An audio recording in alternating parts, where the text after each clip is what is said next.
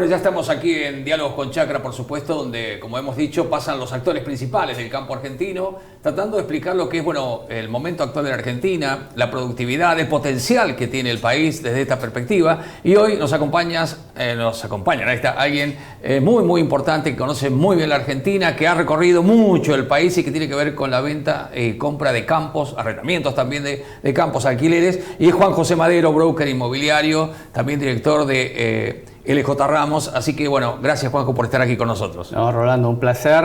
Gracias por la invitación a un espacio, como medio veníamos charlando antes, de que puede ir un poquito más allá de las cosas específicas de un mercado muy puntual, ¿no? Exactamente. Bueno, vamos a hablar del mercado como está hoy, porque también eso puede ser un termómetro de lo que es la Argentina, todo el tema de la macro y demás. Pero, Juanjo, hablábamos recién de que cuando alguien te ofrece un campo para vender, o te pide, ¿no? En el medio está el tema de la confianza, y también hay un inversor, un comprador, ¿no? De ese campo. ¿Cómo es toda esa mecánica, esa cocina interna para saber?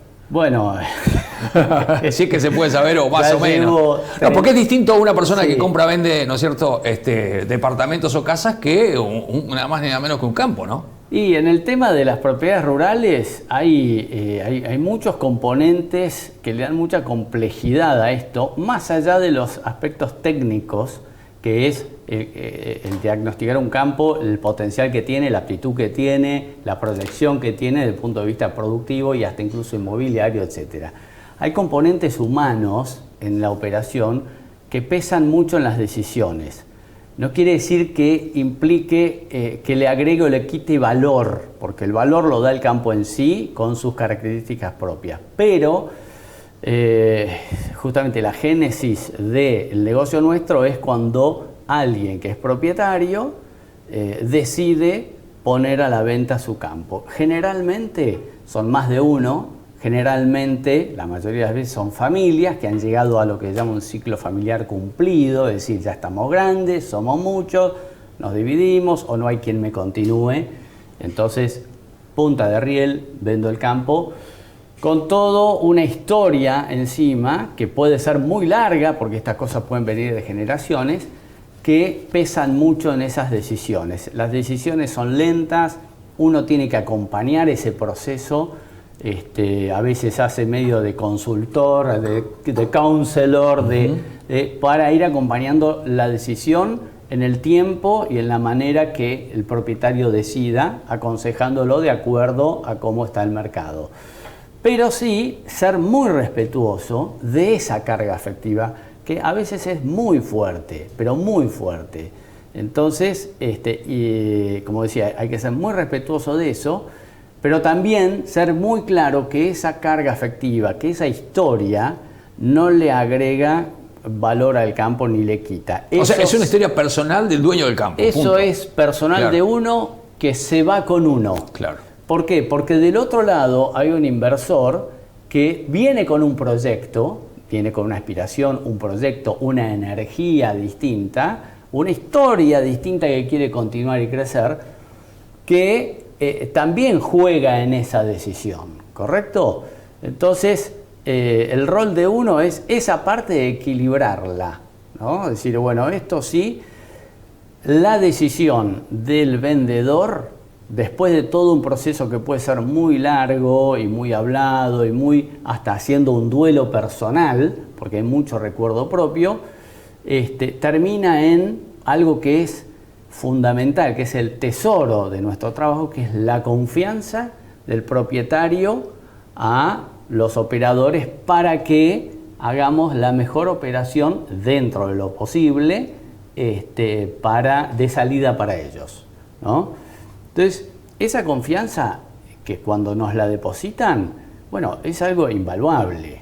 Es algo invaluable, ¿por qué? Porque está diciendo, acá está mi vida y la de mis ancestros, y quiero que vos te ocupes te deposito la confianza para que vos te ocupes de venderlo, de terminar este ciclo y que sea de la mejor manera. Es una enorme responsabilidad para nosotros y eso implica que tenemos que ser muy serios, muy profesionales, muy comprensivos también de estas cuestiones. Siempre decimos que nosotros los operadores inmobiliarios rurales Somos como los médicos clínicos, ¿viste? Tocamos una cuerda, una nota, ¿viste? De la guitarra, usar una sola cuerda. Después hay que ir a especialistas. Si yo en mi caso soy ingeniero agrónomo, hice el estudio de corredor y martillero que me complementa lo técnico con lo jurídico, pero después hay cuestiones emocionales, hay cuestiones impositivas, hay cuestiones contables que hay que recurrir a un especialista. Claro, bueno, cuando estuvo aquí Roberto Franklin Santillán hablaba que hay que saber un poquito de todo, un poquito de mensura, un poquito de clima, un poquito de campo, un poquito de leyes, un poquito, la verdad que, por eso de ahí la importancia de CAIR, ¿no? Que es la Cámara Argentina de Inmobiliarias Rurales, ¿no? Sí, que, bueno, con Roberto, a quien le decimos sí. Chuchi, él mismo, yo vi la nota, somos amigos, colegas de hace años y años y años, continuando a los viejos maestros, en su caso a Enrique Bullrich, en mi caso a mi padre, que todavía vive, y continuando un poco con esa escuela. Y sí, hoy tenemos muchas más herramientas para eso, pero tenemos que cubrir un abanico de rubros y especialidades que le dan mucha complejidad. Yo no soy contador, pero la comercialización de un campo implica ciertos conocimientos o por lo menos guiar a la parte, sea compradora o vendedora, inversora, propietaria, de qué posible impacto impositivo puede tener su operación.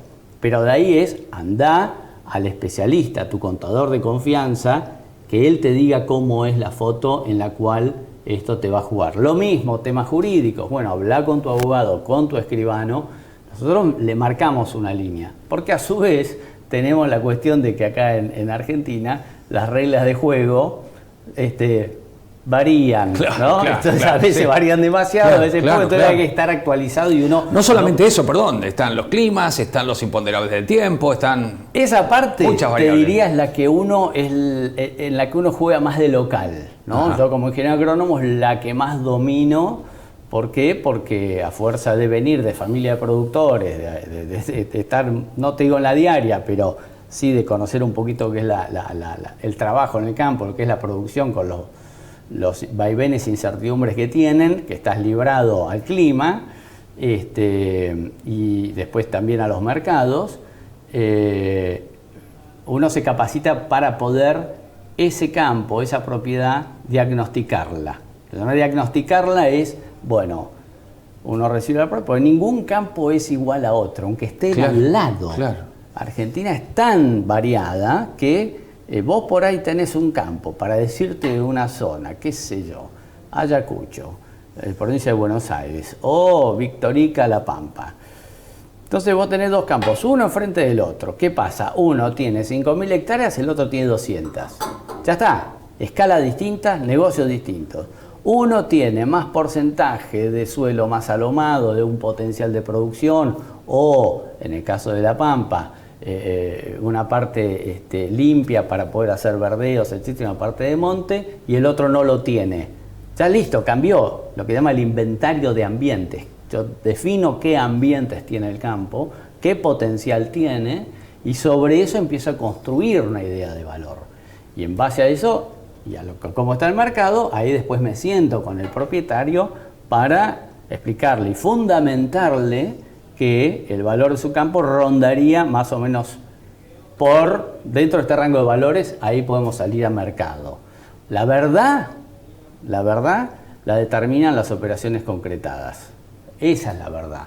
Lo que uno hace es aproximarse y asesorar al propietario que decide vender si querés vender y la cancha tuya va a ser esta. O a veces quieren jugar en esta cancha y ahí si vamos a perder el tiempo todos, o por ahí vas a ayudar a otro a vender su campo porque vos lo tenés en 10 o querés 10 y un campo similar en la zona por ahí está en 7. ¿Qué van a hacer? Se van a ir al otro campo. Entonces es todo un trabajo muy artesanal, de mucha comprensión, pero muy profesional y muy sincero, que justamente busca generar esa confianza para transitar el camino de lo que es la concreción de la venta, que no sabes cuándo puede darse. Claro, una de las cosas que con algunos de los protagonistas del campo hemos hablado es decir, la verdad que es fantástico, ¿no? Estar en la Argentina, haciendo este trabajo, ¿no? Donde hay tierras productivas, tierras que valen mucho, tienen mucho valor a nivel global, en fin. ¿Eso se da, es así o estoy magnificando? Mira, Argentina es una cosa...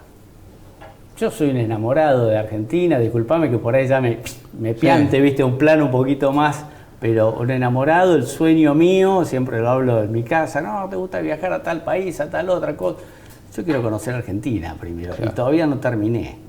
Estoy hace 32 años, 32 años dedicado a esto, y por mi trabajo voy conociendo el país, y no haciendo turismo, sino en lo que es la Argentina profunda. Yo no estoy en la producción diaria en el surco todos los días, pero sí estamos en la comparación, en conociendo zonas, formas de producir, potenciales de producción, porque hay zonas donde están relegadas, pero hay algún productor que está haciendo algo de punta que por ahí puede ser extrapolable al resto, si las condiciones lo permiten, ¿no? Entonces, te incendia la cabeza Argentina, te incendia la cabeza de todo lo que puede ser, la calidad de gente que hay en el interior es de primera, todas las puertas están abiertas siempre, ¿viste? Uno sale de acá del AMBA y es otro país, ¿viste? Es otro mundo.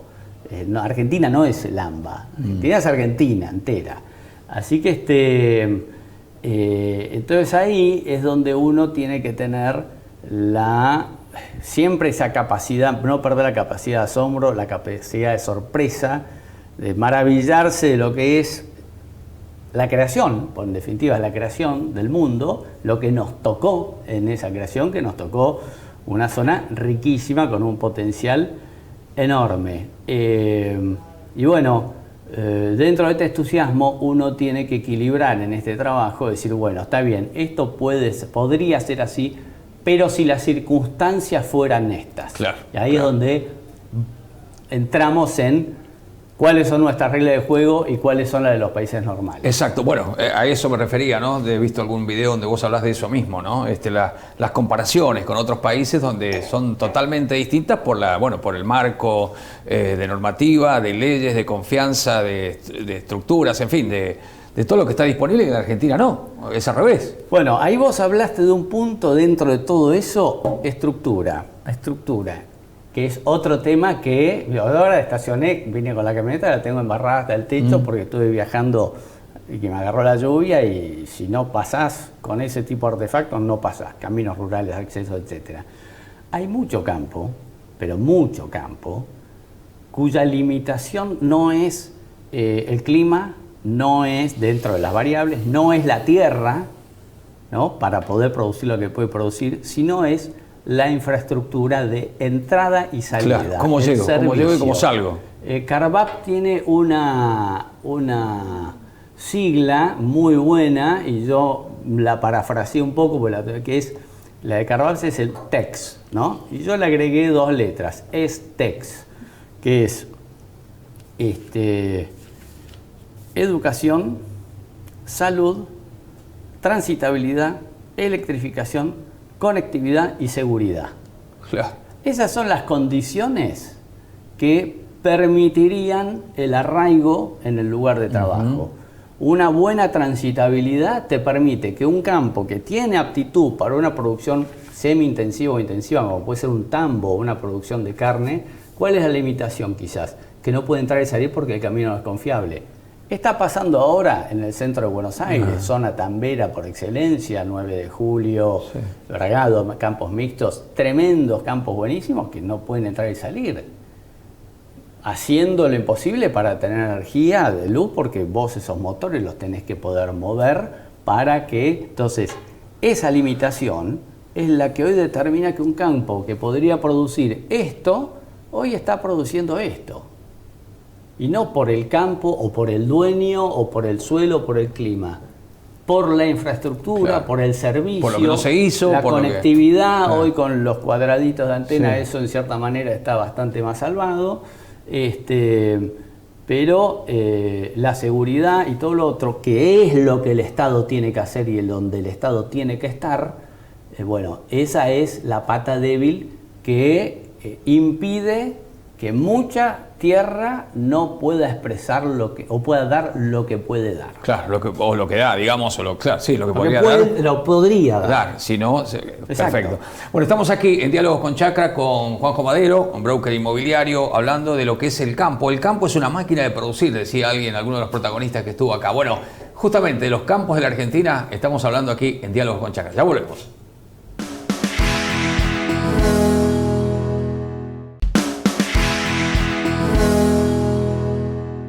Bueno, y seguimos aquí, nos damos varios gustos en Diálogo con Chacra. En este caso, estar charlando con Juanjo Madero de la Argentina, del país, de los campos. Y bueno, hasta antes de las elecciones del mes de octubre, bueno, había como incertidumbre después de las elecciones de septiembre. Y ahora, ¿cómo está el tema desde el contexto político referido justamente al movimiento, a la confianza o no confianza de la gente que quiere invertir en comprar campos? Mirá, veníamos, vamos a ir un poquito para atrás y breve. El año 23, que todavía era el último año de gobierno de Alberto Fernández, ya se sabía que iba a haber un cambio de gobierno, es decir, un cambio de política. No importaba qué fuera, pero mejor que lo que había iba a haber. Entonces había una expectativa positiva, grado 1, grado 10, grado 100, positiva. Ese año tuvimos consultas, no parábamos, no hacíamos un solo kilómetro de ruta, no veíamos un solo campo, pero el inversor estaba consultando. La lectura es, el inversor está, la disposición la tiene y quiere ver qué hay y en qué valores está para que cuando la tranquera se abra, es decir, cuando le apaguen las luces del circuito y arranque la carrera, saber para dónde disparar y no arrancar de cero, ¿no? De eso lo fuimos percibiendo. Después de las elecciones, hubo un pequeño impas porque primero fue una cosa muy revolucionaria, sí, muy inesperada para todo el mundo y bueno, a ver cómo va a arrancar, una minoría en el Senado, en las cámaras atroz, un perfil totalmente heterodoxo y encima la asunción en diciembre y viene el bache del verano, que enero, que entonces ahí hubo como esperemos que esto camine un poco y vemos para dónde se encara, ¿no? Porque, o sea, si bien se quería el cambio, bueno, ¿este cambio qué implica? Lo quiero ver un poquito caminar, claro, en cierta manera, porque era demasiado, un golpe de timón demasiado fuerte. Fuerte, sí. ¿No? Y en términos fuertes. A partir de febrero del año pasado, ya van casi 2 años, empezó a moverse más. Ya la consulta pasó a ser, quiero ir a ver el campo. O sea, el inversor empezó a querer ir a dedicar tiempo y plata para empezar a comparar lo que había averiguado. Está en el mercado, cuánto vale esto, el otro, bueno, vamos a verlo y poder comparar. Y así se fue un poco el primer semestre, con mucha conversación, con recorrida, pero algo ya más concreto. Empezó a haber algún tipo de consulta del extranjero muy preliminar, muy de como que ahora estoy mirando la carpeta argentina, que la tenía corrida, bueno, ahora la tengo acá delante mío y la estoy empezando como a querer mirar, muy tibio, ¿no? Sin nada, viste, de ir al hueso. Por otras razones que si da el tiempo después las analizaremos. Y el inversor de acá, bueno, en mayo hubo un salto del dólar, ¿te acordás que la cosa venía medio ahí? El dólar pegó un salto ahí, entonces medio que atrancó todo. Después la cosa empezó a querer encaminarse, a pesar de todo, y esa expectativa que hubo desde el primer día, porque hubo una expectativa, empezó a virar del lado inversor a la confianza. La confianza implica ahora voy. La expectativa es quiero que pase. La confianza es esto está pasando. Entonces pasa a la acción concreta y es donde empiezan a sentarse a negociar los interesados con los propietarios. Hubo negocios que se concretaron, operaciones que no, por alguna razón, que esto, que el otro. Hubo elementos que favorecieron la demanda y la oferta que estaba decidida con los valores que tenía y empezaron a gatillar y a cerrar operaciones. Entramos en el bache clásico de enero, pero fue un bache de los de más alta actividad comparando eneros históricos. En enero, como todo el mundo baja la persiana, chau tal vez, nos vemos en febrero. Y acá siguió una inercia tranquila Se siguieron cerrando operaciones que venían hablándose de antes, y este año 24 fue un año de mucho trabajo, de mucha concreción de negocios, donde los operadores en general, y eso lo hablamos en la Jornada Nacional de la CAIR, había una preocupación de lo que es la reposición, porque vos vendés y tenés que reponer, propiedades en cartera. Entonces, yo me voy vaciando de campos que se van vendiendo y la reposición tarda en llegar. Ahí había como cierto temor ahí, que yo tengo mi opinión en ese sentido. Y bueno, fue un año de mucha actividad, de ventas concretadas, donde los valores de los campos agrícolas, que es la principal demanda, está enfocado en los campos agrícolas de calidad. Ajá. Está sobredemandado. Eso generó una tensión a una recuperación de valores de la tierra. Habían tocado durante el gobierno de Alberto Fernández. Nosotros tomamos como ejemplo clase 1 agrícola, zona núcleo. Después tenés clase 2, clase 3, más acá, más allá, más cerca, más lejos del puerto. Entonces no podés cubrir todo el abanico, pero tenés la referencia esa referencia que tenés comparable con otros países. Había tocado un piso de $12.500 la hectárea. Claro, igual nadie compraba, pero... Y bueno, de a poco empezó a retomar. Los alquileres siempre estuvieron muy firmes. Eso le generaba al propietario un buen ingreso. No está endeudado el propietario, pues esto no es el 2001. Entonces, no lo corre nadie. Está la decisión de vender en un valor, digamos, acordado con el operador de confianza, como para operar en el mercado, porque ahí hay una figura simpática, que es una cosa es poner algo a la venta y otra cosa es querer venderlo, ¿no? Yo poner algo a la venta, te digo, Rolando, en $1 millón yo te vendo la revista. Yo lo pongo a la venta, pero vos me vas a pagar $1 millón. Claro. No, entonces es una utopía. Bueno, por chacra sí, así que... Por esta revista $1 millón. Claro, bueno, listo, sacamos acá. Paco, pero perdón, todo esto hasta ahora, antes de septiembre. Querer venderlo, decir, bueno, ¿cuál es el valor de mercado? Listo, salgamos dentro de eso. Sí. Entonces, el querer venderlo. Y eso fue funcionando. Los valores de la tierra agrícola entraron a recuperar. Hoy estás hablando, hay una banda de tensión, y siempre hablando del mismo tipo y calidad de campo, de tierra, clase 1, sin limitaciones, zona núcleo, cercana a puerto,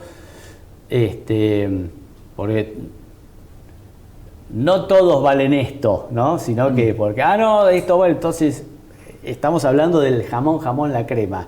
Hoy, a grandes rasgos, el propietario espera unos $20.000 la hectárea. 20.000, bueno, son los datos que se dieron. El propietario lo espera.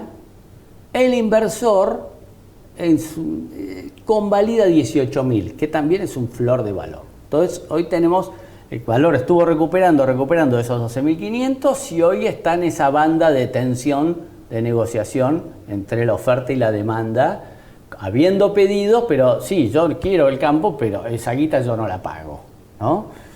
Y el propietario dice, bueno, entonces yo espero y sigo con la mía, y vemos qué pasa. Y ahí se cayó algo. Sí. Y vemos qué pasa. Y ahora entramos en ese plafond, ¿no? Alguna operación puntual en MT1000 puede que se haya hecho, por ahí algo muy chiquito, muy que del vecino, etcétera, pero no es mercado. Eso es hoy, ¿no? Pero hoy. ¿Hubo un antes y después de la elección de octubre o no?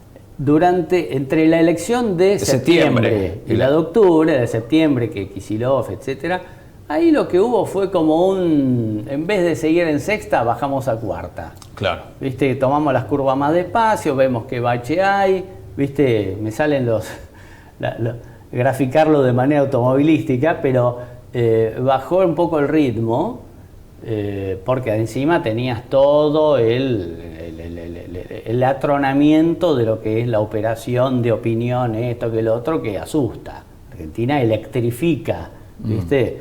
Entonces, y obviamente un inversor que dice voy a poner 1 millón, 2 millones, 3 millones de dólares, que son operaciones habituales del mercado, son cifras importantes, pero son operaciones habituales de este mercado. Para, antes de ponerlo, ¿qué pasa si lo pongo y después, viste, ya sale gallareta? Entonces espera un poquito. Entonces se ralentizó. Con el resultado de octubre, que fue, digamos, más alentador de lo esperado, sí, es como que esa espuma empezó a subirse otra vez. Va a haber se repite un poquito ese ciclo político de las elecciones. Lo gana en octubre, pero el cambio de las cámaras es en diciembre. Diciembre, claro. Ahí el Congreso, esto lo venía diciendo desde hace rato, ¿viste? Desde hace rato. Decía, mira, sea cual sea el resultado de las elecciones, el gobierno va a salir un poco mejor parado.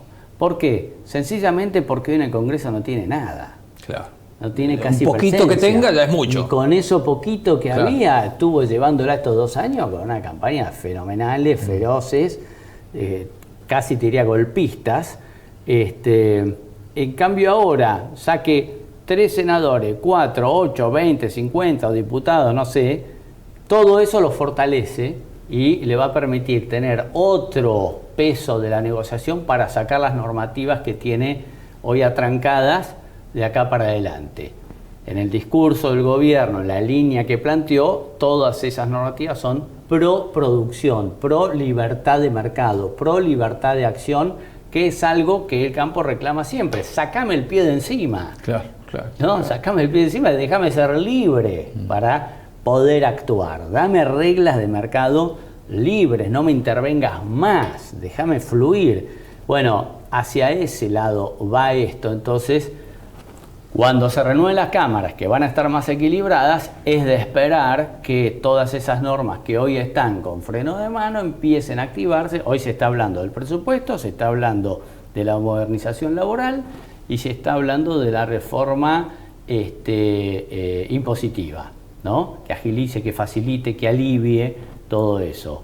En la agenda, el gobierno tiene el tema de las retenciones acá. ¿Cuándo lo puede? Y lo han tratado de mostrar en gestos, pero cuando lo puede, digamos, desactivar, todos quieren que sea mañana, pero no se puede jugar e hipotecar el funcionamiento del futuro de todo este proyecto por esa cuestión. El campo tiene paciencia, una paciencia infinita, sabe que ahora el camino considera que es el correcto hacia eso y es te diría, el último sacrificio que está dispuesto a hacer, implorando que sea lo más breve posible. Ojalá también que el campo tenga ese protagonismo que tendría que tener para tener esa influencia en los políticos, en la dirigencia política, que se dé cuenta, ¿no? Que esto es urgente para el bien del país, no para el bien del campo, pero bueno. Importante tarea para el hogar, para el sector, porque esto es como que vos en las elecciones elegís quién va a manejar, a pilotear el avión o el colectivo que va a llevar a mis hijos a la escuela, ¿no? Fenómeno. Y le vas a dar la llave. Claro. Y vos te vas a quedar sentando viendo a ver cómo maneja el colectivo y decir, a ver, ¿para quién le pone la nafta a este colectivo? Porque los recursos del Estado, ya está demostrado, todos los economistas que han desfilado acá te han dicho 60, 50, 70% del ingreso lo trae la producción agropecuaria por las exportaciones. Tal cual. Bueno, entonces vos sos el que más le pone al vehículo y sos el que se sienta en el último asiento. Claro, ¿no? Entonces hay una responsabilidad de nuestro sector de ir a protagonizar eso o ir a estar en las mesas de decisión. Brasil tiene un ejemplo a copiar en ese sentido, donde hay una agenda transversal, más allá de los partidos que sean desde un extremo al otro, hay algo que es transversal, que es la producción agropecuaria. Es una agenda que no tiene ideología. Y eso, perdón, eso acá es deberíamos ir en ese camino. Eso, algo. ¿Y en la Argentina eso por qué no pasa? ¿Porque no hay amor al país? ¿Por error? ¿Por desconocimiento? Porque, bueno, en otros tiempos la plata se iba para otro lado, ¿no? Por así decirlo suave, ¿no? Mira, yo creo que, y acá vamos a entrar a una digresión más del tipo de perfil sociológico del productor.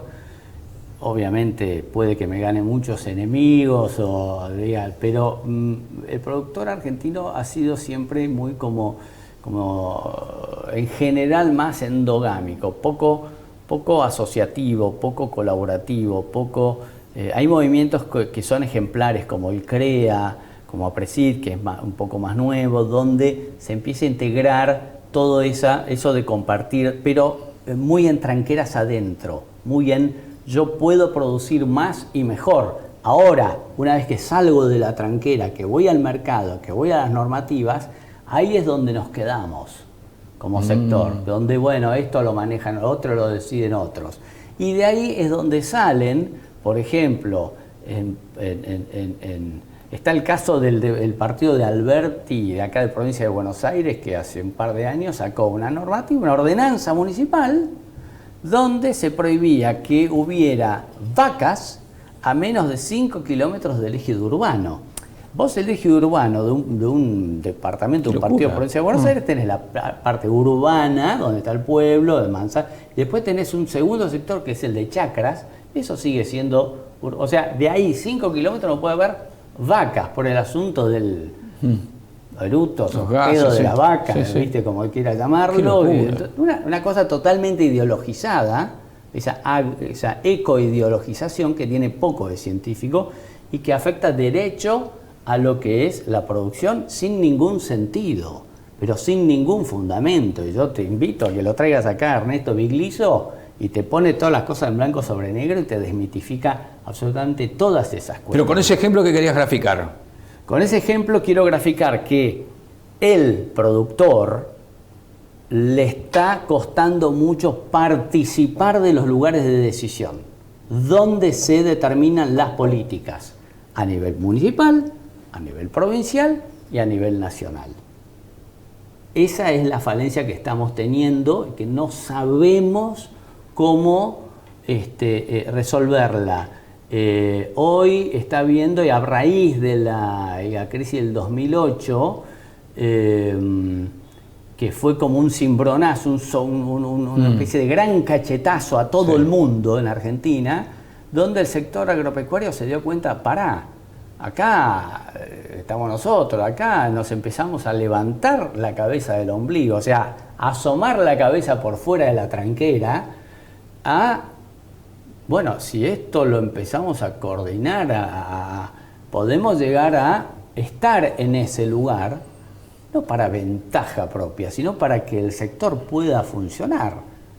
Para que la Argentina además también, porque si no funciona el campo, hoy, después bueno, vendrán el litio y todo lo demás, o vaca muerta, en fin, pero... Ojalá, viste, así, sí, bueno, esa mochila se reparte entre más y tal cual. Más dirige, viste, acá no es que, no, soy yo la estrella y el otro, no, vamos todos,